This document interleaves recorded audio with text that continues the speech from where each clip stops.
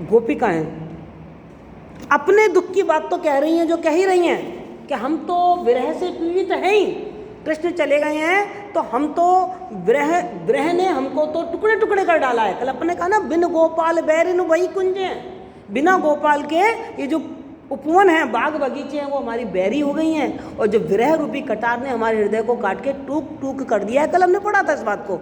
वो कह रहे केवल हम ही विरह से पागल नहीं हो गए हैं। अरे भाई, यहाँ पे जो यमुना नदी बहती है ना, वो भी विरह से पीड़ित है, क्योंकि कृष्ण उसी के किनारे तो रास रचाया करते थे, बंसी बजाया करते थे।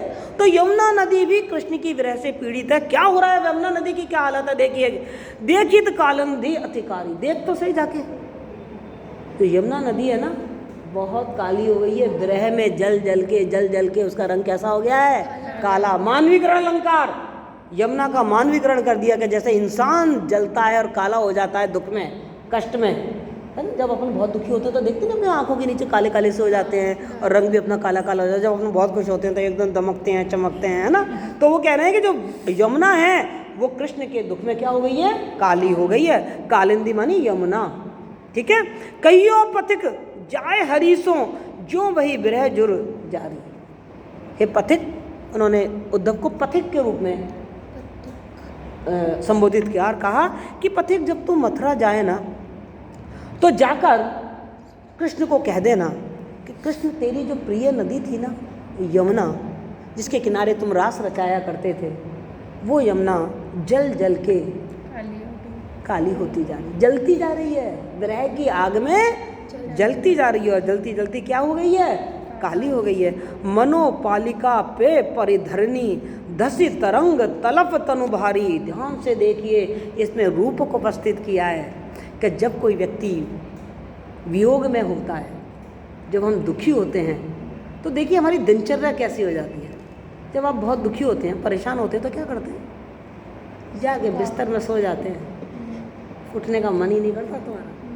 यही होता है ना, पापा ने, मम्मी ने डांट दिया, या किसी की याद आ रही है, परेशान है, तो उठने का, आज मेरे को नहीं उठना, मेरे उठने का मन नहीं है, बिस्तर में पड़े रहते हैं। तो वो कहते हैं कि मनोपालिका में परिधरनी, ऐसा लग रहा है कि यमुना नदी ने पलंग पकड़ लिया है, पलंग में पड़ी हुई है, उठी नहीं रही है।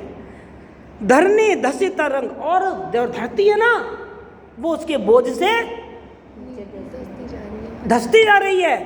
तरंग तलफ तनु भारी, और यमुना नदी में जो तरंगें बह रही हैं ना, भाई पानी बहता है तो आपने देखा होगा ना, लहरें उठती हैं। तो यमुना नदी में जो लहरें बह रही हैं ना, वो लहर नहीं है, वो उसकी तड़फन है।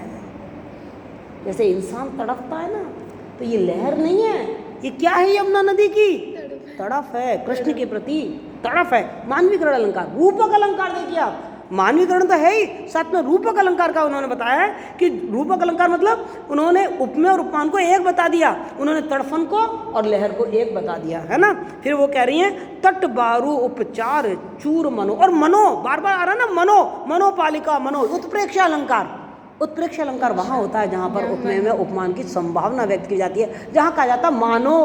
तो बार बार सूरदास जी कह रहे हैं कि गोपिका कह रही है, मानो इतनी बीमार है यमुना नदी, पलंग में पड़ी हुई है, तड़फ रही है, अब उसका उपचार करना है। तो ये जो यमुना नदी के किनारे जो मिट्टी है ना, ये मिट्टी नहीं है, ये बालू नहीं है, ये उस यमुना नदी का उपचार करने के लिए चूर्ण बनाया गया है, उसको देने के लिए दवाई। आयुर्वेद में क्या होता है, ज़्यादा देखा होगा ना, आयुर्वेद में चूर्ण ही तो होते हैं, है ना। तो वो कहते हैं कि ये मिट्टी नहीं है, बल्कि ये यमुना नदी जो इतनी विरह से पीड़ित हो रही है, तड़प रही है, पलंग में पड़ी हुई है, कमजोर हो गई है, निर्बल हो गई है, उसके उपचार के लिए ये चूर्ण है। जो नदी के चारों तरफ आप क्या देख रहे हो, मिट्टी देख रहे हो। स्वेद प्रभा पनारी, और तुम जो यमुना नदी में पानी बहता हुआ देख रहे हो ना, वो एक्चुअल में पानी नहीं है, यमुना नदी का पसीना है जो पानी बनकर बह रहा है। इतना रो रही है, इतनी परेशान हो रही है कि आंखों में से आंसू और शरीर में से पसीना बह रहा है, और वही यमुना नदी का क्या बन गया है, जल बन गया। वर्णन देखिए आप, रूपक अलंकार और साथ में मानवीकरण अलंकार और अतिशयोक्ति अलंकार, कितनी बड़ा चढ़ा के बात कही है ना। विगलित कच कुश काश पुलिन मनो, और उस विरहणी, जब तुम लोग बहुत दुखी होते हो और पलंग में पड़े होते हो, बाल वाल काटते हो क्या? नहीं। बिखरे रहते हैं ना बाल वाल ऐसे ही, और भी बिखरो, बिकराल लगो और भी बिखर के तो वो कह रहे हैं विगलित कच कुसका। और ये जो पेड़ पौधे जमुना नदी के चारों तरफ पेड़ पौधे दिख रहे हैं ना, ये पेड़ पौधे नहीं है, ये जमुना नदी के बाल हैं, चारों तरफ बिखरे पड़े हैं। और पंकुज कज्जल सारी, और जो तुम कीचड़ देख रहे हो ना, कीचड़, ये कीचड़ नहीं है, ये जमुना नदी की आंखों का काजल है, सब बह के बिखर गया है।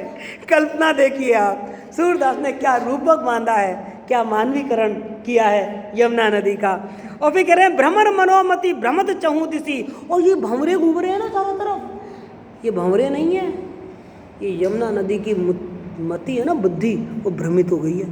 तो जब अपनी बुद्धि भ्रमित हो जाती है तो अपन क्या करते हैं, इधर उधर भटकते फिरते हैं। तो कहते हैं कि ये भ्रमर नहीं है, भंवरे नहीं है, ये यमुना नदी की बुद्धि है जो इधर उधर भटक रहे हैं। हाय कृष्ण, कहाँ कृष्ण, यहाँ कृष्ण, वहाँ कृष्ण, ऐसे करके ये इनकी बुद्धि भटक रही है, ये भ्रमर नहीं है।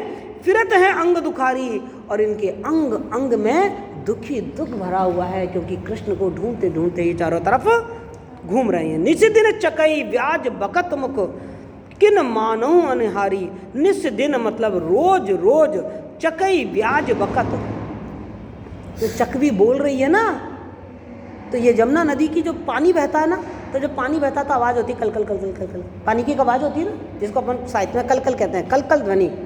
तो कहते हैं यमुना नदी की जो पानी की आवाज़ आ रही है ना आपको बहने की, ये पानी की आवाज़ नहीं है, ये इसके मन के भाव हैं, बक रही है ये। जब अपन बहुत दुखी होते हैं ना तो कुछ भी बकते हैं, बिना सोचे समझे कुछ भी बोल देते हैं, बाद में पछतावा होता है ये क्या बोल दिया। तो ये यमुना नदी क्या कर रही है, अपने मनोभावों को, दुख के मनोभावों को प्रकट कर रही है। मुख किन मानहु अनुहारी, ये तो कृष्ण के प्रेम में बहुत हार गई है। सूरदास प्रभु जो जमुना गति, सूरदास जी कह रहे हैं कि गोपियों ने कहा हे उद्धव, कृष्ण के वियोग में जो स्थिति जमुना की हो रही है ना, वही हमारी हो रही है, वही हमारी हो रही है भाई।